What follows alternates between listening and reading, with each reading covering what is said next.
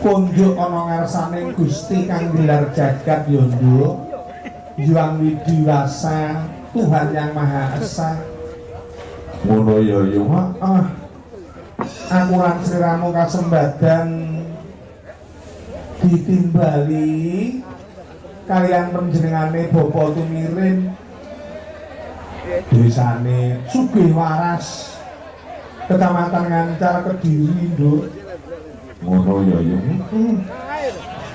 wah jamus nalika tindak rono utawa ning ngomahe dhewe disalirani dening Pak Dedi kaliyan ingkang garwa Budian turta dikancani meneh karo Bu Susiani lan Ibu Titin yo wah hebat ya yo kula wae dhewe yo matur suwun dipercaya nderek sowan rene ing pangangkah niat hajate ingkang hamengku gati Bapa Tumirin ora nolya kejabamu syukur mring ngarsaning Gusti kang gelar jagat Tuhan yang Maha Esa ngono mergo apa dikaya ngapa kebagas warasan kesehatan ing jiwa raga tansah kasarira marang panjenengane Bapa Tumirin sak keluarga besar ngono panjenengane iki lek ndak kleru judo lho nduk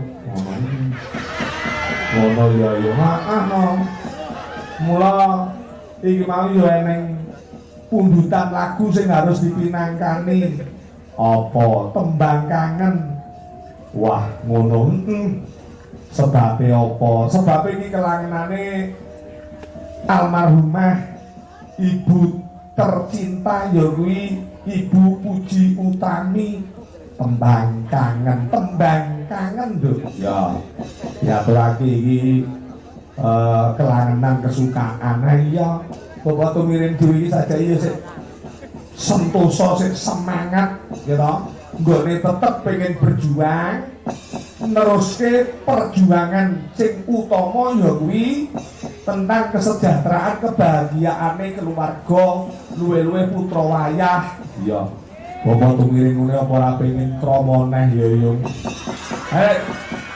jenenge menungso lumrah ya wong lanang sing normal lho nduk iya sapa sing ora pengen golek gandengan neh umpamane lho iya ning kalau mangsa ngono iki kalau mangsa piye ya kudu iso menyesuaikan karo keluarga umpama golek ibu meneh aja mung golek sing ayu rupane ning ya kudu sing gemati karo keluargane mergo sing diarani ayu kuwi lek wong Jawa ki ora mung rupa lho ayu kuwi saka tembung rahayu no rahayu kuwi slamet dadi wong iki yen tindak tanduk solah bawane kuwi apik becik mesti nuwuhake keselamatan kaya panjenengane Bapak Tumirin priyayine grapyak semanek ndemulur ora bedak-bedakake sugih miskine kanca dulur kadang ning kabeh direngkuh dadi keluarga sing bener utawa sing becik ngono iya iya yo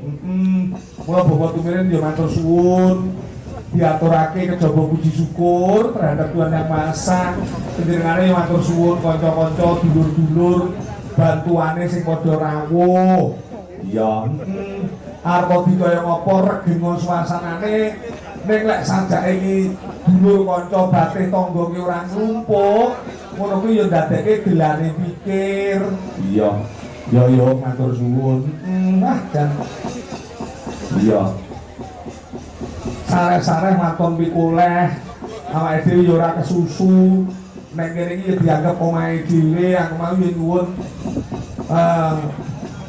asugatan iki mau ya tak cukup-cukup dhewe apa sing dadi kelangenanku ha iya ngono yo dadi panjenengan iki ora beda cara endi sing kekoki pejabat utawa warga kabeh sama rata menunge ndudoke yen panjenengan iki ora bedake antarane titah utawa makhluk siji lan sijine ngono ya ada besar aku arep njajal karo sapa sing jajal arep njajal karo Hani Kusuma ya Hani Kusuma ya Ya ben jumeneng sing kepenak. Suara suwe kumandang suara.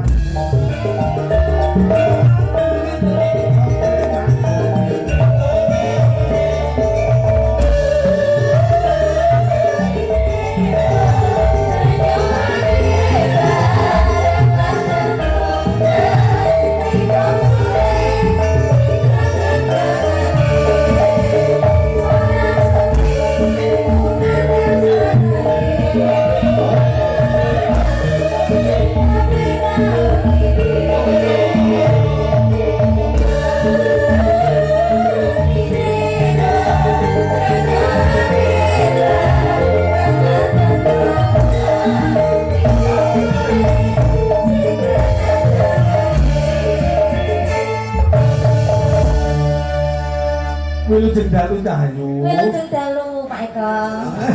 Ini pundutan loh, yang harus diutamakan. Luwe-luwe ini kenangan dari Bobo Tungirin kalian Kanjeng Ibu Puji Utami ngersake tembang kangen ini lagu kesukaannya almarhumah ibu tercinta kami Ibu Puji Utami. Ya, pundutannya akeh ya yo akeh.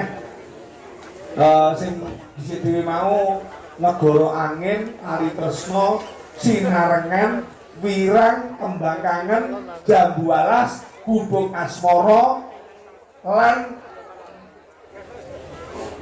Manuk Podang Kuning. Manuk Podang Kuning. Benjing-benjing malih kersane nyetel YouTube mawon. Ya ora to. Dalu menika napa Pak? Sing diutamake iki pundutane almarhumah Ibu. Menika Tembang Kangen. Tembang Kangen dibawani sing tenan. Bawane nganggo anu ae lho. Dandang gula situasi pamintaku sarah-sarah Hani Wisnuwardana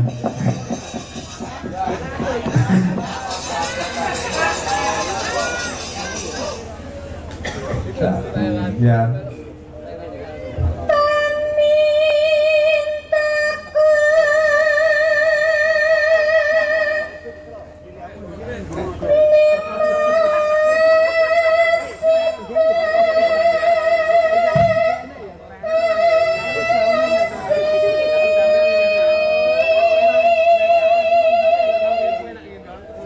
dadi makan menurut Pripun?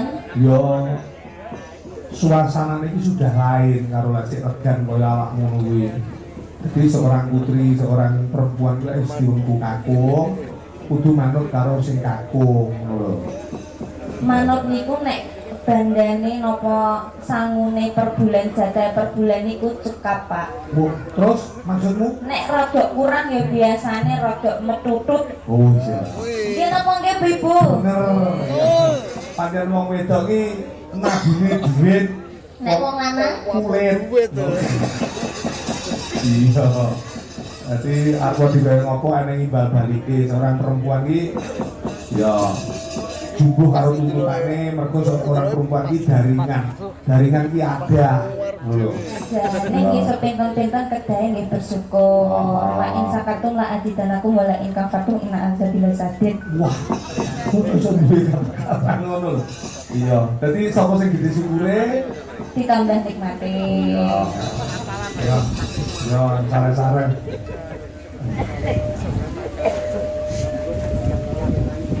Ayo.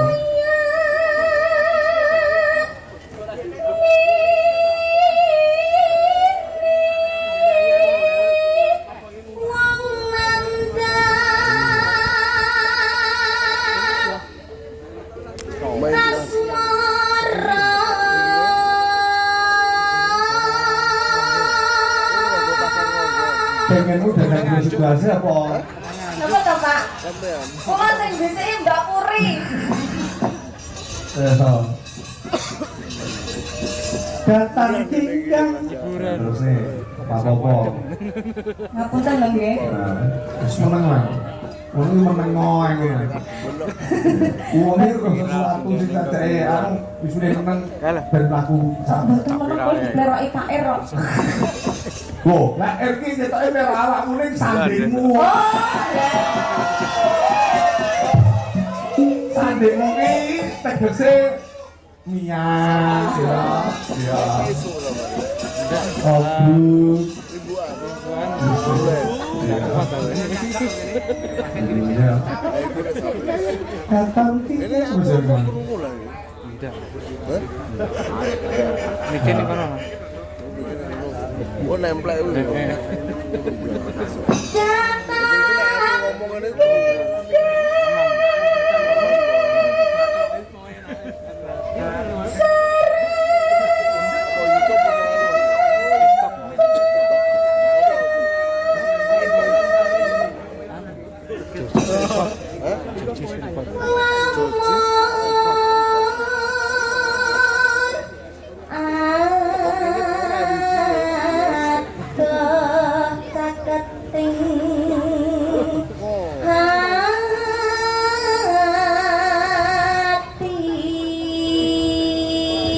Lamun atuh cakete ati niku waktu nggih. Rajan wis ora iso sesandingan.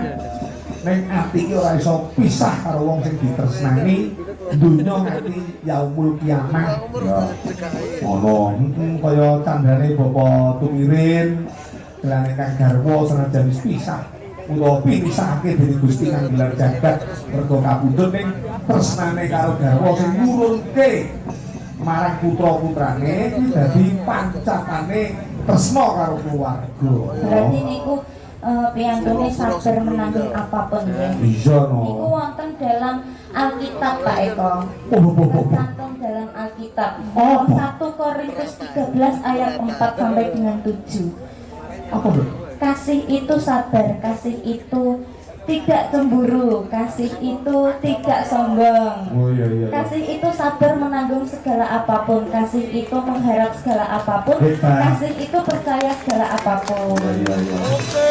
Awakmu kon jenenge jurone kitab suci sing iki iso, kitab suci sing iki iso. Bojomu ra bojang. Iya, hebat. Alkitab apa ki mau, Dok? Korintus 13 ayat 4 sampai dengan 7. Ya, wah. Ngono kuwi jenenge keanekaragaman. Dadi wong beragama iki ora fanatik dalam sesarengan. Nah, jadi antar umat beragama itu iso saling rukun sehingga bangsa dan negara kita ini tidak terpecah belah mergo saka agama. Apa kuwi Buddha, Hindu, Kristen, Protestan, Katolik, Konghucu, Islam. Mama saat ini sing dibayani iki Islam. Awak mulai tak critani delok ning TikTok. Oh. Mergo piye kalau mongso bedane tafsir, bedane kiai, lha bedane ustaz, ngono ae marake perpecahan. Mergo apa? Ora tentang agamane ning penafsirane sing beda. Jroning agama Islam kae ana sembahyang, gitu.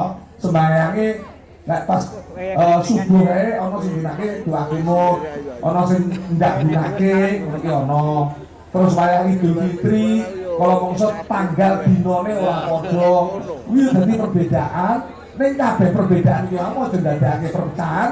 Ingat bahwa kemajemukan itu adalah sarana untuk menjadi bersatu. Oh, dasare Pancasila minangka dadi sumber dari segala sumber hukum yang ada di negara kita. Oh, kamu kan kita iso. Ya. Iya, Tambah gampang atas. iya ya. Cuma kok 500 mbok piro lek dirimu iki. Ya. Ya. Yen cedak tansah mulan.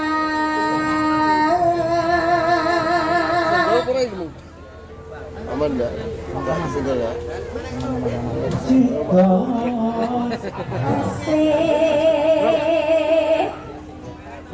Kok turu to, Pak? Buri kok gede kan. Tahu kok turu. Tuhu ya. Kita kasih tuhu. Tahun niku nggih. Ah, pindah mimpi. Pindah mimi lan mintuna.